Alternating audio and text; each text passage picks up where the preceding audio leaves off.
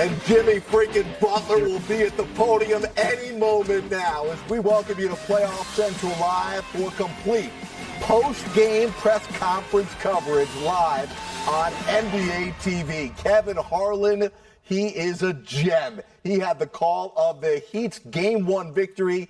Miami now just 3 wins away from becoming just the second 8 seed in NBA history to make the NBA Finals. With a pair of Hall of Famers to break this one down, Grant Hill, Isaiah Thomas, I'm Jared Greenberg. We'll get you back out to TD Garden in just a moment as we will hear from both head coaches. We'll hear from the stars. And as much as we want to hear from Butler and Spoelstra, we got to hear from the Celtics, who we felt like were in control until a masterful third quarter for the ages, where the Heat scored 46 points and totally changed the tide of this game. Not only did they score 46, but more importantly, they held Boston to 25. Right. So, I mean, not only were they shooting the ball well, they were moving it. They went to a small lineup. You know, they play small anyway, but they really had 4 guards out there, right? And they were moving the basketball, passing it, shooting it, knocking down the 3. Strus got hot. Lowry got hot. Everybody got hot. And, you know, Jimmy freaking Butler was doing his thing. I mean, we said Miami would come in and compete. Yeah. And we said they would bring the defense. And tonight, they just outcompeted Boston in every facet of the game. And crazy because the things that Miami did to get to this point, they were not doing in the first half, Grant. And then something happened in the locker room at halftime, and they went back to Miami Heat basketball in the third quarter. Well, they made adjustments, and that's what good teams do. Boston was really cruising, rolling there, 30-plus points each quarter, the first 2 quarters. But that halftime adjustment, as you said, getting small, being disruptive on defense, and then just being patient offensively, making the right read, trusting everybody, and then having not just Jimmy Butler, not just Bam Adebayo, they're all-stars, but everyone else contributing. Kyle Lowry played well. Caleb Martin was big, obviously Strus and Vincent. It was a collective effort on both ends, but I thought forcing some turnovers there. You had 10 turnovers combined between Brown and Tatum. We said they're not going to beat themselves. You have to beat them. You have to be sharp. You have to be precise. And Boston wasn't, particularly in that third quarter, and that was the difference. Again, awaiting the podium to go hot. We'll see which coach comes out first, then we'll get to the stars. We will go in depth here with Grant and Isaiah on what happened to Jason Tatum in that fourth quarter where he was held without a basket. But before we do that, I want to pay our proper respects here to Jimmy Butler. We said what Kevin Harlan said. Just another 35-point night, 9 of 10 from the free throw line, 7 assists. 6 steals in this game, doing a little bit of everything. I mean, Jimmy Butler, maybe Nikola Jokic has a case here, but if we're going to crown it as playoff MVP, it's got to be this guy right now. I mean, the Joker and Butler, right. I would say they're co-MVPs right now because they both are playing exceptionally well. And tonight, you know, Butler, he did everything. But not only did he do everything, right?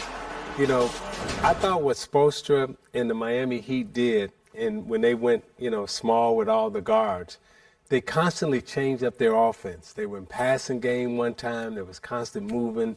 They was running baseline screens. I mean, they was running, single, double action, old school stuff. Even Reggie Miller, called it up. Reggie said, did I just see a single, double, baseline screen where somebody came off and Butler took it to the hole himself? I mean, so the way they were playing offense tonight totally kept the Celtics off balance, and they would get into random screening rows.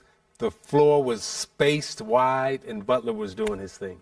Well, the thing about Boston, the length that they have, and collectively as a defensive team, and they just negated all of that with their spacing, as you said, their ball, and they're just being unpredictable. Mm-hmm. A lot of times you get into a habit, you run the same 1 or 2 plays.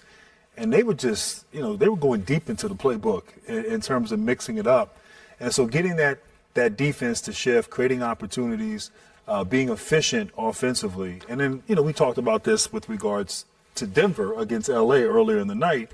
But the good offense allowed them to get back and set up their defense. Miami notoriously known as having great transition defense. They only usually send one person to the glass. So Boston really couldn't get get easy opportunities. They guarded the three-point line very well. Boston shoots a high volume of threes. So the adjustments at halftime, we talk about playoff basketball, the deeper you go, the adjustments you make from game to game, but the adjustments you make within the game. And we talked about that experience of Spoelstra.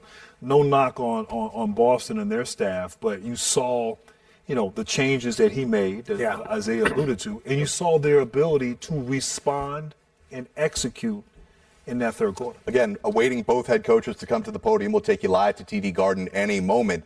We had Brian Scalabrine on before the game. We asked him about the advantage Miami may have with the head coach, and he said, as great of a coach as Erik Spoelstra is, he called him the best coach in the game right now, he'd rather have the Stars over Spoelstra. So the Stars, everything comes full circle, right? Yeah. You told me earlier in the pregame show I couldn't ask Grant about Jason Tatum because what's he going to say? All positive. So I'm coming back to him now after this fourth quarter collapse from Tatum, where he doesn't even get a field goal attempt and he has 3 turnovers. What happened to Tatum in the fourth quarter?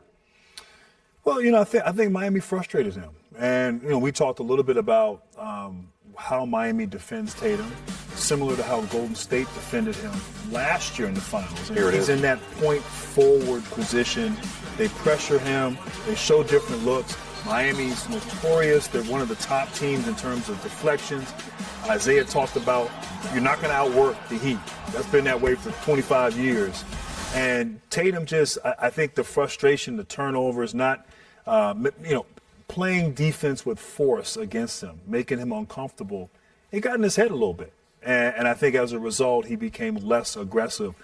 They need him to be the Tatum we've seen at times. Not to say the 51-point performance, but they need him to be in control. They need him to take over. Much like Jimmy Butler provides that for Miami, Jason has to provide that for Boston, particularly in a close game and in a series against this Heat team. Isaiah, the question tomorrow is going to be, did Miami win or did Boston lose the game? And I know we often want to split the apple and say both.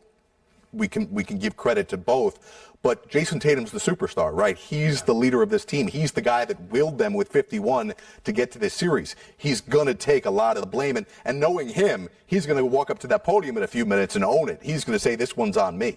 Yeah, he'll say that, but you also have to give the Miami Heat credit also for their defensive quickness. Grant, when you and Jeremy, when you talk about, defense, right, you're only as good as you're able to help and recover. And Miami's defense was quick enough to help and recover. All right, both head coaches are at the podium. We're going to hear from the guy who won the game first, Erik Spoelstra. Joe Mazzulla will follow immediately after we hear from Coach Spo. Our guys knew. We're playing against a very good basketball team, and in the first half, we had 11 turnovers and they had 40 in the paint. I can't say that that's just all us. I mean, that's what they're capable of doing if we're not really on top of our game. We were fortunate that we were only down 9. I mean, they were about to break it open to, 15 or more a couple times in that second quarter. We were able to hang on and battle and keep that thing under 10. I think that was really important. So at least we came in to halftime feeling that we could play a lot better. And the game was still, right there. And we've been in a lot of these situations where we've had to battle back from deficits even on the road. So we just started to chip away at it and finally, got the lead and were able to take control from there. So just like game 1 of the Knicks, it was 40 in the paint the first half and then around 20 in the second half. What do you guys keep adjusting at halftime to clean that up? Just mentality. I mean, this is what we're trying. This is who we try to be. But look, when I say it's easier said than done, it's easier said than done. They've got offensive firepower. They got spacing. They have guys that'll break down your defense and collapse the defense. And the turnovers definitely didn't help. So we just shored up a little bit of stuff on both ends of the court, and you have to compete a full 48 minutes, and we're able to do that. How much did Jimmy kind of take control there of the game in the second half? Not only with the scoring, Yeah. the kickouts, the steals, just all of it. offense. Yeah, that's well said. Right, as one of the premier, if not the premier.